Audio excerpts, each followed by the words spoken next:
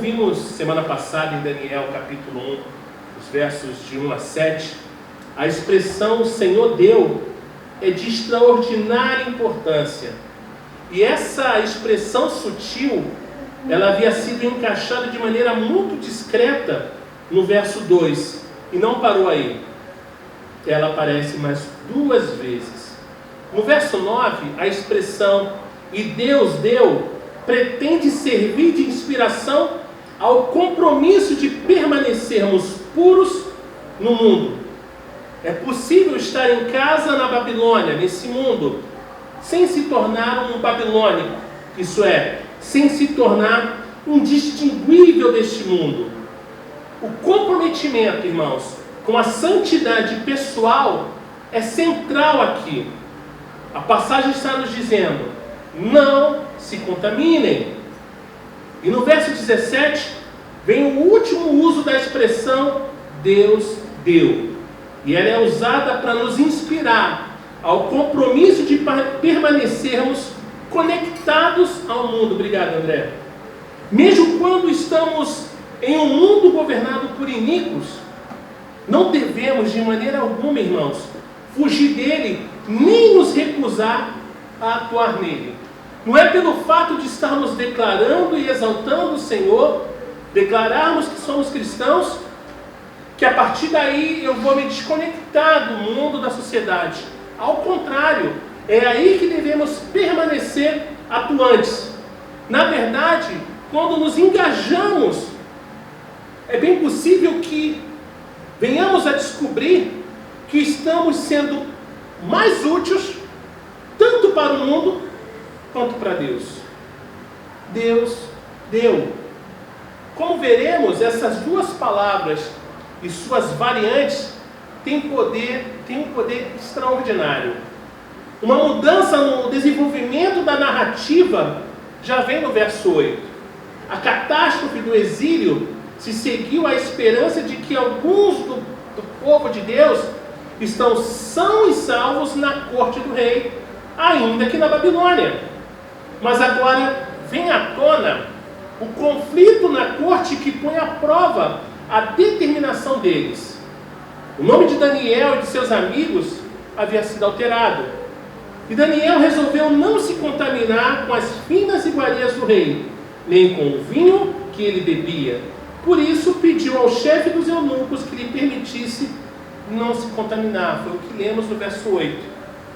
O chefe dos eunucos, que era responsável por treinar esses jovens administradores vindo de todas as partes do império, ele teme então que terá problemas com o rei, que ele pode vir ter problemas com o rei, a ponto de correr mesmo risco de morte, se eles parecerem mais abatidos, mais fraquinhos que os outros jovens. Mas Daniel, mesmo assim, ele insiste, ele pede que conduza um experimento de 10 dias, durante os quais os 4 vão comer apenas vegetais e beber apenas água. E então, ele pede para comparar a nossa aparência com as dos jovens que comem das finas iguarias do rei. Dependendo do que o Senhor enxergar, o Senhor decidirá o que fazer com esses seus servos. Irmãos, Daniel, ele simplesmente disse isso. Havia um banquete incrível, imagina as comidas mais incríveis.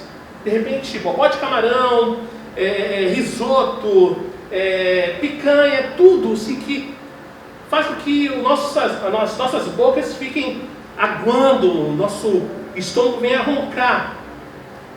Mas simplesmente Daniel, ele opta em não se contaminar com esse tipo de comida. Ele não quer se envolver, eles não querem se envolver.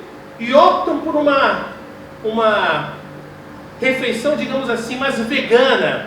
Não, só quero apenas coisas verdes e água, apenas isso. Eles estavam decididos a se abster de toda a contaminação, embora tivessem permitido que seus nomes fossem alterados e tivessem de bom grado sido instruídos na sabedoria exterior às escrituras judaicas. Mesmo assim, eles se recusaram a comer a comida do rei. E por quê? A forma mais simples, gente bonita e fofa de Deus, de entendermos essa postura é ver as objeções deles com uma mera questão de pureza cerimonial. Isso é, talvez o problema fosse o tipo de comida. Afinal, é nesse sentido que o termo contaminar é usado com mais frequência no Antigo Testamento. Talvez comer da mesa do rei os levasse a contrariar as exigências alimentares estabelecidas no livro de Moisés, Levítico 11. Contudo, porém, talvez as razões desses jovens fossem outras. É possível que a questão fosse o uso da comida. A comida do rei poderia ter sido tirada de comida sacrificada aos deuses babilônicos. E nesse caso, o problema não seria as exigências alimentares levíticas, mas antes as proibições levíticas a despeito da idolatria.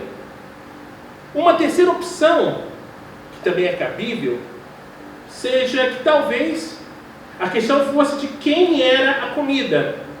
Compartilhar uma refeição significava estar unido em comunhão, e comungar com o rei pagão seria um problema.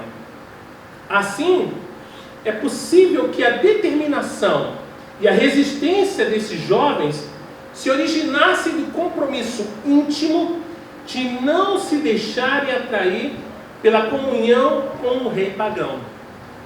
De qualquer maneira, está bem claro que, embora a mudança de nome fosse tolerável, ceder às exigências de comer a comida do rei teria privado Daniel e seus amigos de se relacionarem com Deus de maneiras que eles simplesmente não poderiam aceitar.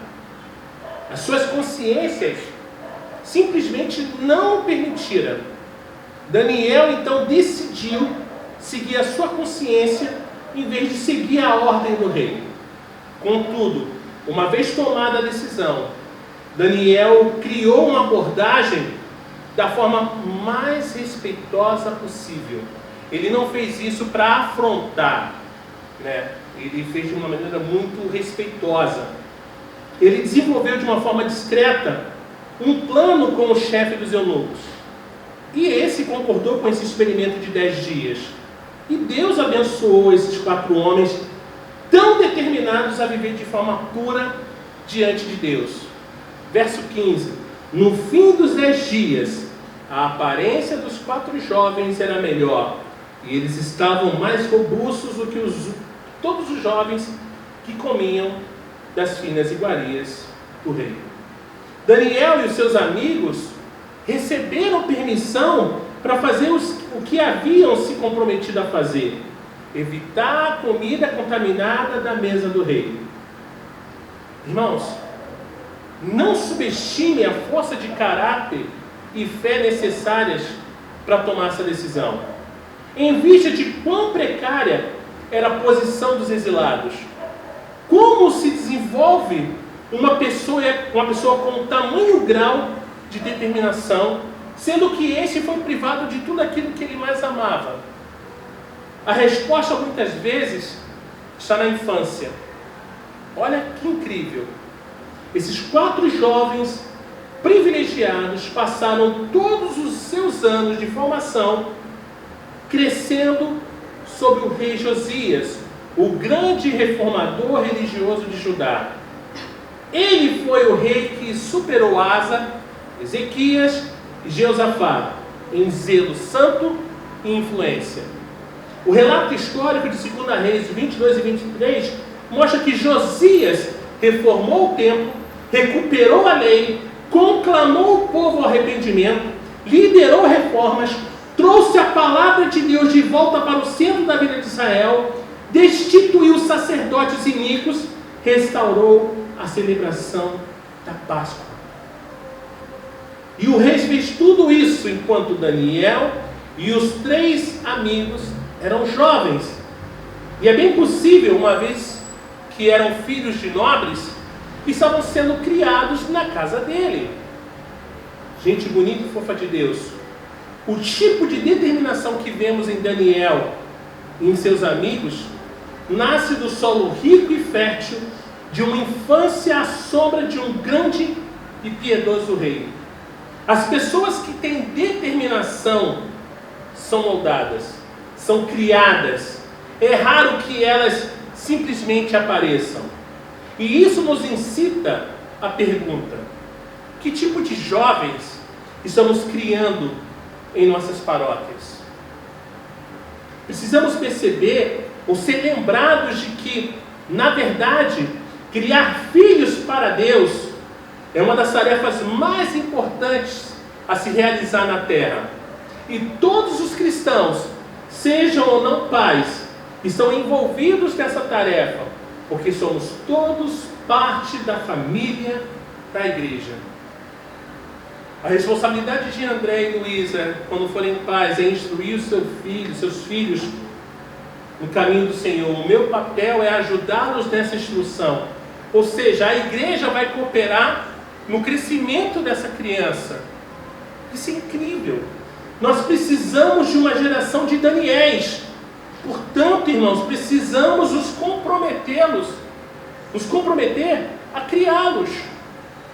As palavras de uma antiga canção de escola dominical falam do tipo de pessoa que a igreja deveria lutar para formar. Ouse ser um Daniel, ouse estar sozinho, ouse ater-se ao propósito, ouse proclamá-lo. Para os estudantes universitários e os jovens profissionais que mal começaram a vida no mundo, o conflito com o qual Daniel deparou no começo de sua estadia na corte ensina que é preciso estar